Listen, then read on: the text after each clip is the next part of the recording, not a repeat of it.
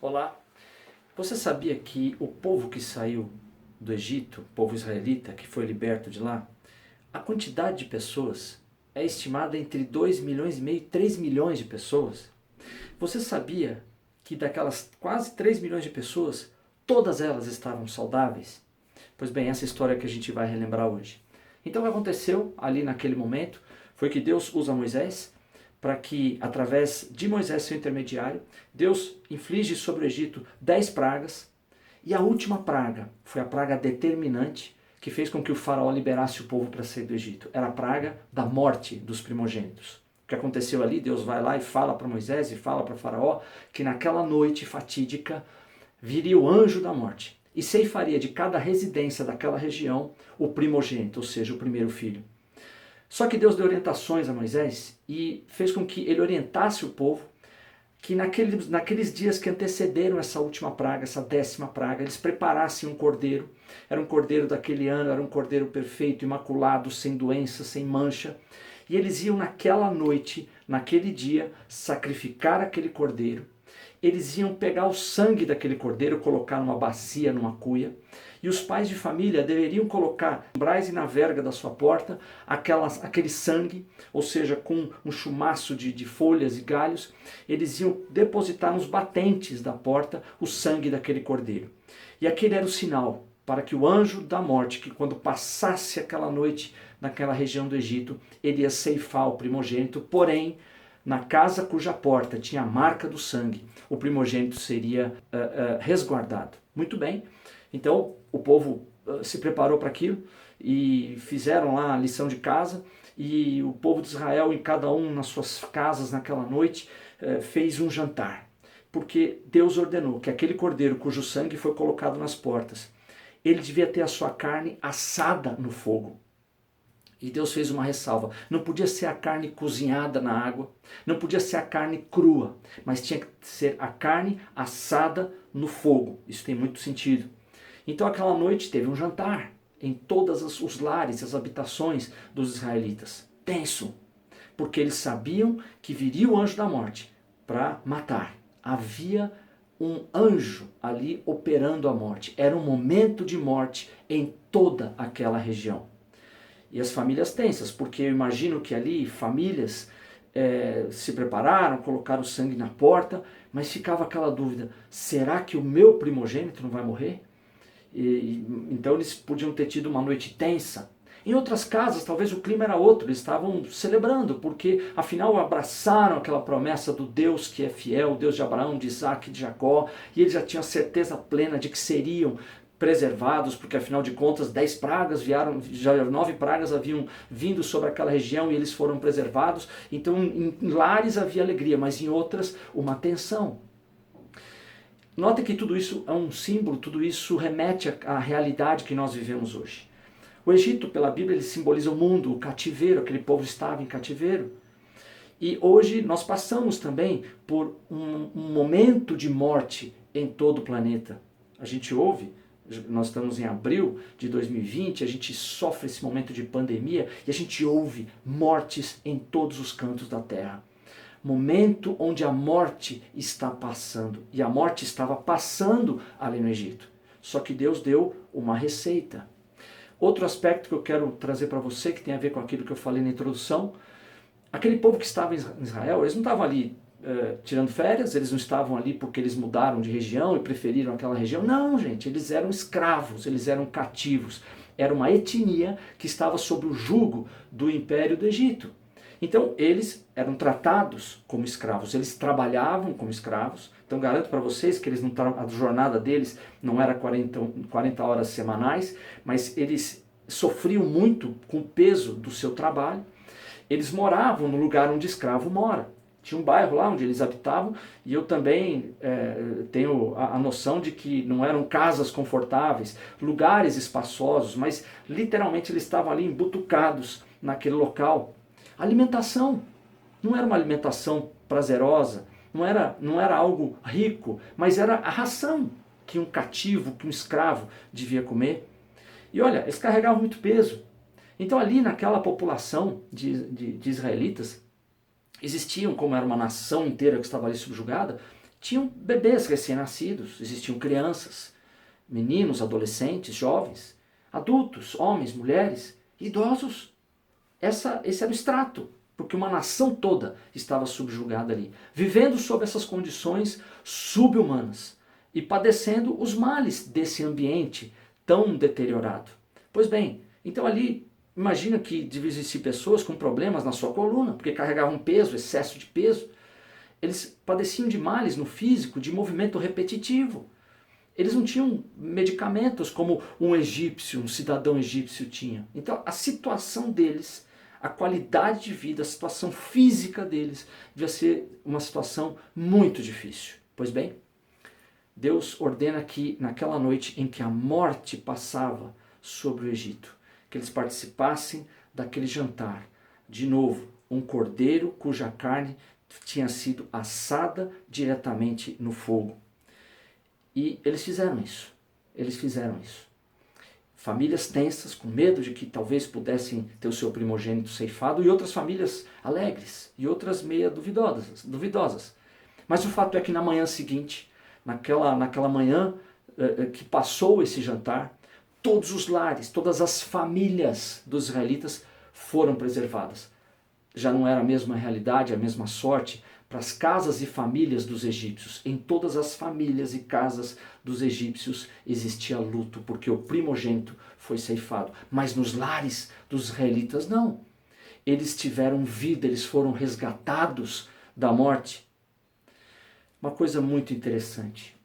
Quando aquele povo sai do Egito, o Salmo 105, verso 37, eu queria ler para você, que diz assim: e tirou-os para fora, com prata e ouro. Não se esqueça que naquela noite Deus ordenou para que o povo fosse pedir aos egípcios ouro e prata. Como assim?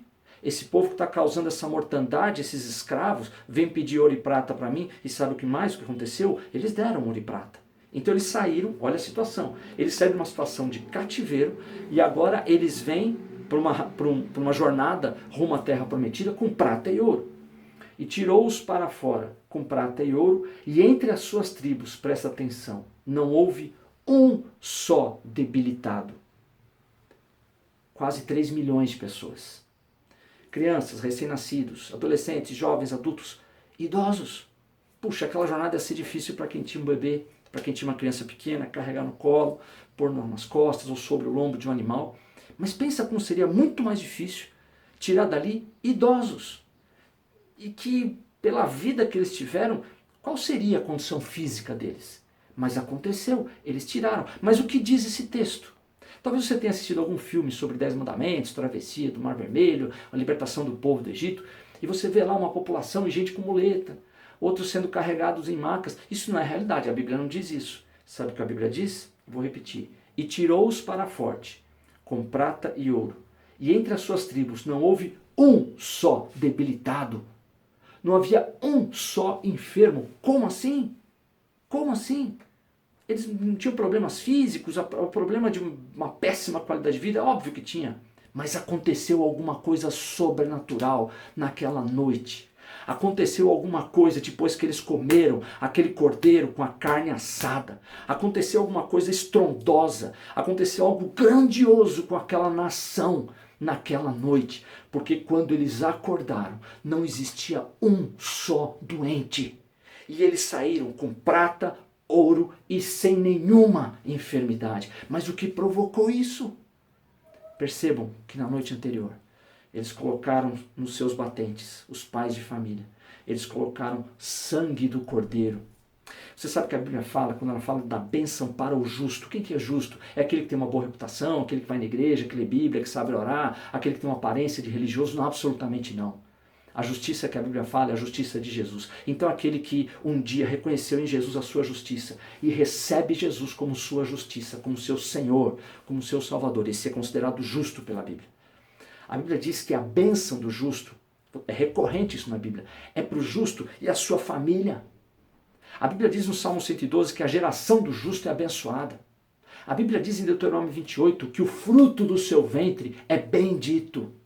A Bíblia diz no Salmo 128, feliz, feliz, aquele que teme ao Senhor, anda nos seus caminhos. Ele vai comer do trabalho das suas mãos, vai ter emprego e renda. ele vai ser feliz, realizado, e ele vai ser próspero. A sua mulher como videira frutífera, a roda da sua casa, ou seja, um casamento abençoado, mulher fonte de alegria. Seus filhos com plantas de oliveira, a roda da sua mesa, ou seja, filhos ungidos, abençoados e que alegram os pais. Vai mais, vai ver o filho dos teus filhos, os netos. A paz sobre Israel, assim será abençoado o varão que teme ao Senhor. Então a Bíblia tem a bênção para a família, e notem, o pai de família colocou sangue nos umbrais e na verga da porta, a sua família foi guardada.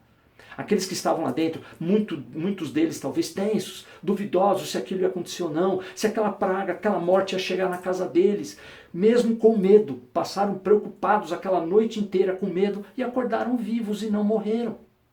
Hoje a morte assola, hoje a morte passa pelo mundo e a gente fica tenso, fica preocupado, será que essa morte vai entrar na minha casa, na minha família? A família dos israelitas foi abençoada inteiramente. Saíram do Egito vivos, e saíram sem qualquer enfermidade, e com prata e com ouro. Tudo isso se cumpriu. Então a bênção do justo é para ele e a sua família. Eu quero dizer uma coisa, você é influência de Deus para toda a sua casa. A sua casa ela é guardada se você é de Jesus. Tudo que aconteceu lá atrás é símbolo, é tipo para aquilo que é hoje. Tinha que pegar um cordeiro. E a Bíblia diz que Jesus é o cordeiro que tira o pecado do mundo. Então aquele cordeiro era um tipo de Jesus. Aquele cordeiro tinha que ser imaculado, sem qualquer doença. Jesus foi o cordeiro de Deus puro, santo, justo pelo injusto. Aquele cordeiro tinha que ser sacrificado. Não podia ser sufocado, ele tinha que ser sacrificado. Jesus foi sacrificado na cruz. Aquele cordeiro tinha que ter o seu sangue aplicado nas portas. Porque o sangue era o elemento, era a moeda de resgate daquela família. E Jesus veio nos resgatar com o seu sangue. Notem bem, aquele cordeiro tinha que ser comido, assado, ou seja, a carne exposta diretamente no fogo. O que isso quer dizer? Não podia ser cozinhado em água, a água ia amenizar um pouco aquele impacto do fogo, não podia ser comida crua para que não tivesse o impacto do fogo, não. Aquela carne tinha que ser impactada pelo fogo. Quando Jesus sobe na cruz, Jesus, antes disso, ele já deu várias analogias a respeito de si mesmo, e uma delas é o seguinte: eu sou o pão da vida, que desceu do céu para dar vida ao mundo. Ele se comparou ao pão. O que acontece com o pão? Aquele grão de trigo, ele era moído por uma grande pedra, depois aquela farinha que era produzida, ela fazia parte de uma massa, aquela massa era esmurrada, era sovada, e depois aquela massa ia para um forno de uma altíssima temperatura. E tudo isso aconteceu com Jesus. Jesus, ele como aquele grão de trigo, ele foi moído. Jesus como aquele grão de trigo, ele foi esmurrado. Jesus como aquela massa, ele foi colocado num forno de uma alta temperatura. Só Deus e a eternidade sabe o que acontece com Jesus entre a meio-dia e as 3 da tarde, quando ele foi crucificado. Naquele momento, ele estava sendo julgado por Deus. E o juízo de Deus é por meio de fogo. Então aquele cordeiro lá que a família preparava tinha que ser assado no fogo e tinha que ser comido. Mesmo naquela tensão, as famílias que estavam tensas tinham que comer, era a lição de casa, talvez não com tanto prazer que eles comeram. Outras casas comeram aquela carne com alegria, aquele churrasco com alegria, mas comeram. Mas o que desembocou no dia seguinte é que eles foram preservados. Mas aconteceu algo de muito sobrenatural, porque além de terem sido preservados, além de sobreviverem, eles estavam completamente curados de qualquer enfermidade que eles tivessem. Foi uma noite muito especial. Então hoje a morte passa pelo mundo. Mas se você tem na sua vida e na sua casa, e você pode ser influência para a sua casa, se você tem a marca do sangue do Cordeiro de Deus, que ele sim foi queimado, e você come dessa carne, a carne do Cordeiro, que deve ter sido assada no fogo. Se você come dessa carne, você é resgatado da morte e você tem a saúde. Muito bem? Então o que aconteceu ali foi que esse povo, quase 3 milhões de pessoas, saíram dali, daquela situação de morte e agora caminharam rumo à terra prometida. Hoje eu estou aqui para também trazer a memória desse elemento que é o corpo de Cristo, para a gente participar dessa cena novamente. Jesus, na noite de celebração de Páscoa, que era uma festa dos judeus, e que remetia a esse fato que eu falei, ele implantou uma outra celebração chamada Ceia do Senhor. Uma mesa para aqueles que agora são discípulos de Jesus. Não só uma mesa que remete ao livramento que os judeus, que o povo de Israel teve ali no Egito, mas não. o livramento que nós temos na cruz de Cristo, do Cordeiro de Deus. Então Jesus instituiu 2 elementos para essa celebração. Ele instituiu o pão e ele instituiu o vinho. E esses 2 elementos são símbolos, mas notem, Jesus não colocou aqui uma liturgia religiosa que em você cumprindo essa liturgia Deus vai te olhar com olhos melhores, Ele vai gostar mais de você, absolutamente. São 2 elementos didáticos que servem para eu relembrar o que aconteceu. E é interessante porque quando Jesus estabelece esse memorial, o verbo que é usado ali é que nós devemos nos lembrar, mas lembrar não é somente uma lembrança da memória, mas o verbo é mais forte. Significa que eu tenho que redramatizar. É como se eu estivesse revivendo, enxergando aquele momento como se estivesse acontecendo agora. Ou seja, é eu participar desses elementos com o verdadeiro significado que eles têm. Pois bem, Jesus, a Bíblia diz que na noite que foi traído, tomou o pão. Então eu quero participar disso hoje com você. Quando você olha para o pão da ceia, lembre-se de que aquele pão, ele simboliza o corpo de Cristo. Jesus disse assim em João capítulo 6, versos 51 e 55, eu sou o pão vivo que desceu do céu. Se alguém comer desse pão, viverá para sempre. Este pão é a minha carne que eu darei pela vida do mundo. Porque a minha carne verdadeiramente é comida e o meu sangue verdadeiramente é bebida. Lembra-se do cordeiro que tinha que ser comido? Uma carne assada. Jesus é esse cordeiro que recebeu o julgamento de Deus ali na cruz. O fogo do julgamento de Deus ele recebeu por nós. Hoje ele me deixa esse memorial. Eu trouxe aqui para participar desse momento um pedaço aqui de uma bolacha que simboliza o corpo de Cristo. Esse pão ou essa bolacha, ela é um símbolo que quando eu participo dele, eu tenho que me lembrar que no corpo de Cristo, ele levou todas as minhas dores e enfermidades. O corpo dele verdadeiramente é comida. Eu sou o pão que desceu do céu para dar vida ao mundo. Te convido até você a participar aí, você que está me ouvindo, se você quiser. Mas esse é o elemento que simboliza o corpo, a carne de Cristo. Aqueles judeus comeram a carne do cordeiro, a morte não os afetou. Isso serve para hoje. O corpo de Cristo me dá a garantia de que a vida, a preservação da morte está no corpo de Cristo. Então, quando eu participo desse elemento, eu tenho que me relembrar, eu tenho que redramatizar aquele momento em que Jesus na cruz, ele convergiu toda a morte para si mesmo. Então, quando eu mastigo esse pão, eu estou comendo porque a carne de Jesus verdadeiramente é comida. E esse pão que ele deu é para eu participar desse momento.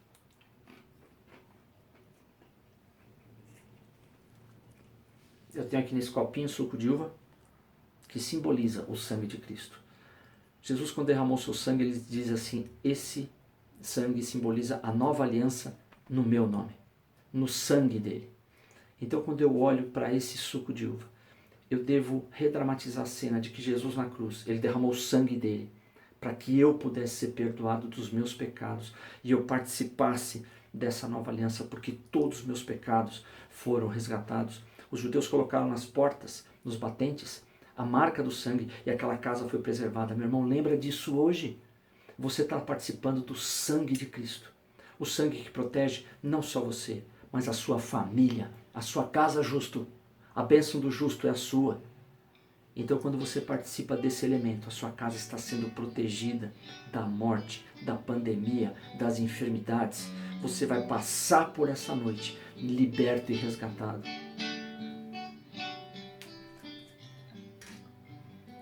Eu quero orar por você. Senhor Jesus, eu oro para que as pessoas que estejam nesse momento, olhando lá para a cruz, para o cordeiro que foi morto, derramou sangue e que foi queimado, para que eu pudesse ter vida e que a morte que passa por todos os lares não passe na minha casa.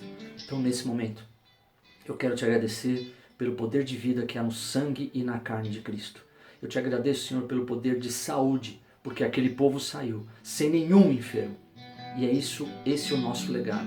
Tudo aquilo que o Senhor fez naquele momento é para que eu me lembre que isso pode ser repetido hoje. Participo então desses 2 elementos, do pão e do sangue.